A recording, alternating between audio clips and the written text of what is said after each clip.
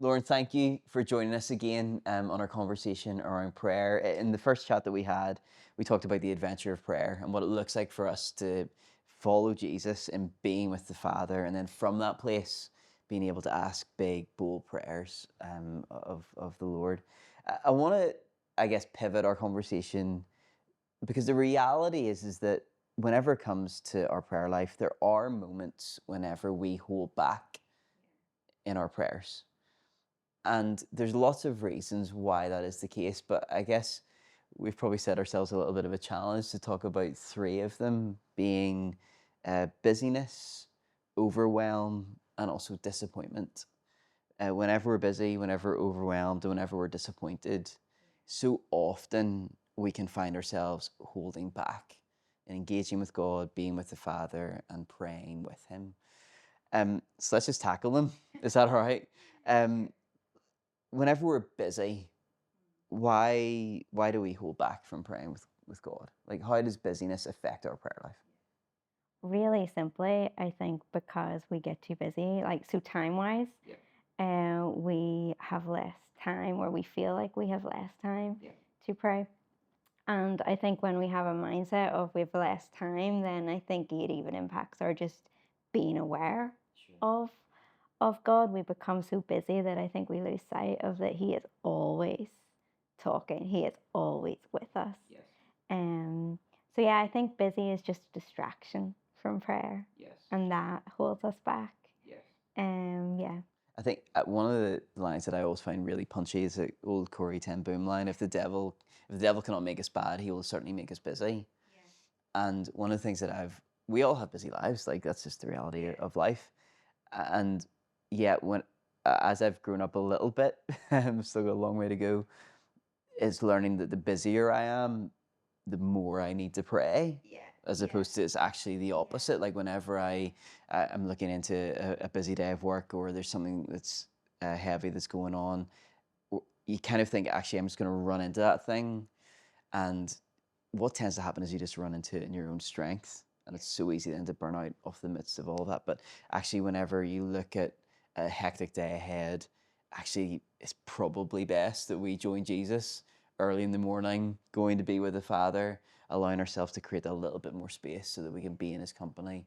And so, yes, busyness actually, I think, is an invitation to pray more as opposed to an invitation to pray less. Um, One of the other aspects of life that we are all dealing with is just a sense of overwhelm, particularly whenever it comes to the things that we are praying into. Um, you pick up the paper, look through the news, and some of the things that we're facing just in life and in society, it's so easy to get overwhelmed by those things and even think, how can my little prayers affect that global tragedy, or that really heavy piece of heartbreak?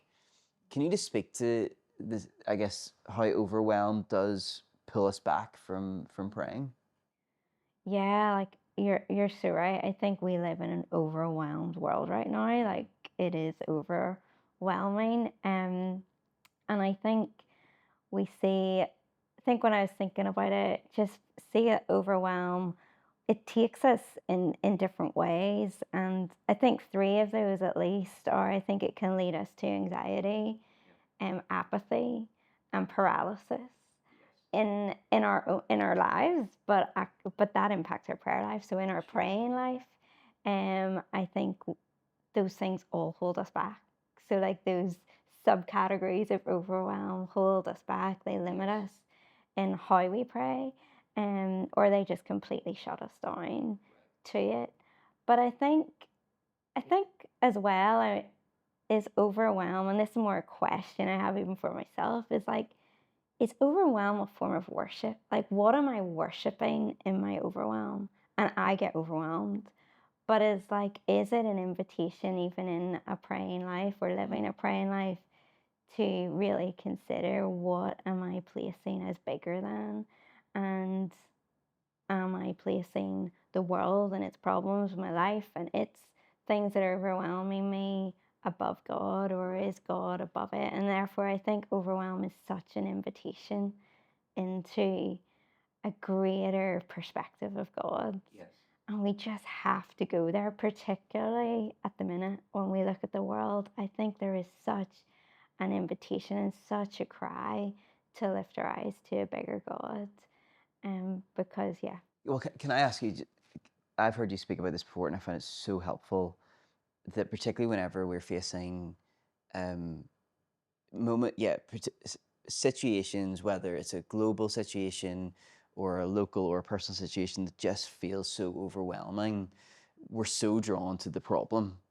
Whereas you've been so helpful with me on this of actually in those moments it's an invitation to pray the solution, not just to pray into the problem. Could you just share a little bit around what you mean by that of praying the solution and not just the problem? And what influence does that posture have then on our prayer life, particularly whenever we find something like, oh my goodness, this is so overwhelming? yeah. I think I think it's so easy to pray the problem in a sense of like, just like, no more of this, Lord. Sure.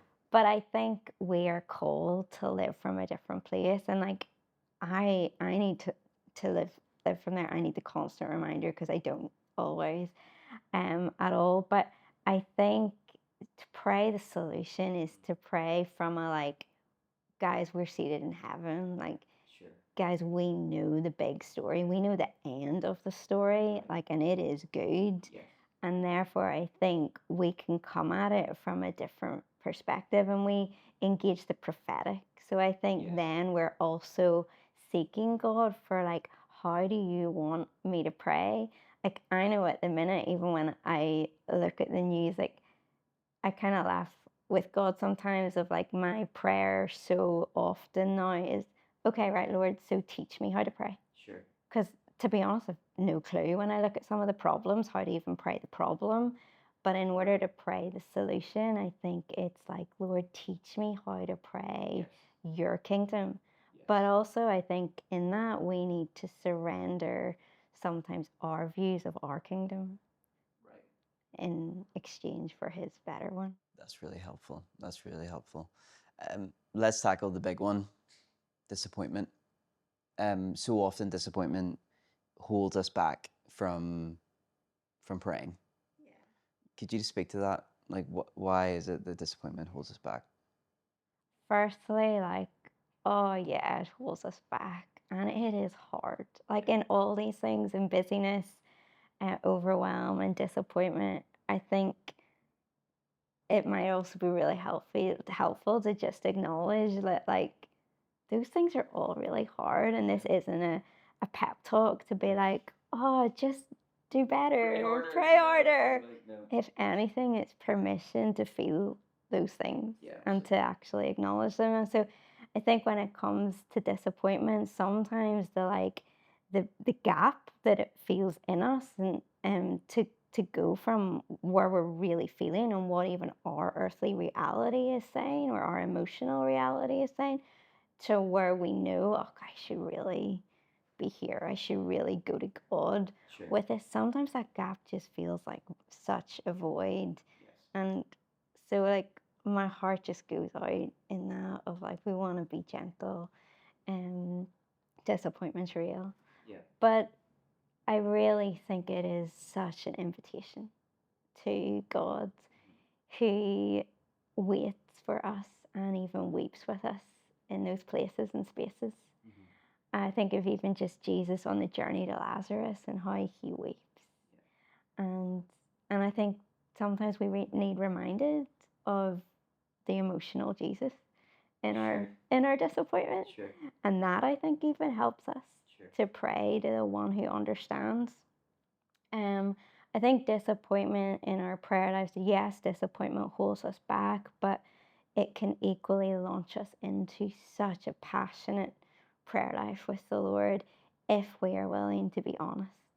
And therefore, I think disappointment is the invitation of our psalm. So, are we praying or are we writing? Are we speaking out our psalms to the Lord in our disappointment? Like the Psalms is the biggest invitation to be emotional at the Lord, to be angry, to be all those things, but to also land on this is who you are, God. This is who you have been, and this is who you are. And even if we have to go as far back as this is who you are, Jesus, Yes.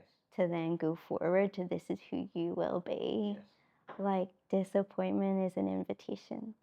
And therefore, I think what prayer can look like in disappointment is lament. And lament, sometimes we narrow lament, I think, to grief and loss. But lament, I think, is actually spiritual warfare. Now, that's a whole other subject. But I think lament is powerful because, again, we, rather than wrestle away from God, we wrestle into Him. And while wrestling, you can only wrestle if you're close to someone. Right. So I think it's a big invitation. I think it's so helpful. One of my favorite writers says that every human experience is a valid entry point into prayer. And so particularly whenever it comes to the disappointment that we carry, so often what we tend to do, if like, I've heard somebody speak about this, if you're holding like a beach ball, like we want, like that's our disappointment, and all we want to do is kind of like shove it into the sea and hold it down. The danger of that is like that'll get heavy and then the beach ball just kind of pop up and usually cause a bit of a emotional splash down the line.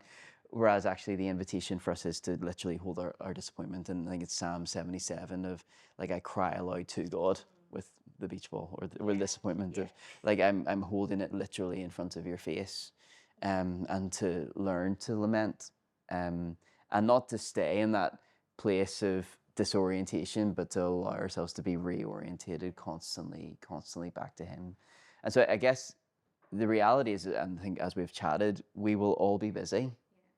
We will all be overwhelmed at times, and we will definitely be disappointed. That's part of the deal of being human. And yet, what I'm hearing from you today, Lauren, is that regardless of all of those things, there's always an invitation deeper into the ways of prayer. Yeah. And I think even on the disappointment one, also to realize there's even an invitation into prayer when we are disappointed at God. Right. And that is still an invitation. Yes, which ultimately is grace in and of itself. Like he allows us to be honest with Him. And so I guess for our tribes, as they kind of work through this, for them just to clock, like, am I working through one of these things? Am I working through disappointment? Am I working through overwhelm? Am I working through busyness? And in the midst of it all, just to be able to acknowledge that actually, even those things, we may feel as if we're pulling away from God in all of those things, that actually they may all be invitations for us to kind of go after Him in the adventure of prayer. Lord, thank you for your time. Really appreciate it. Thank you.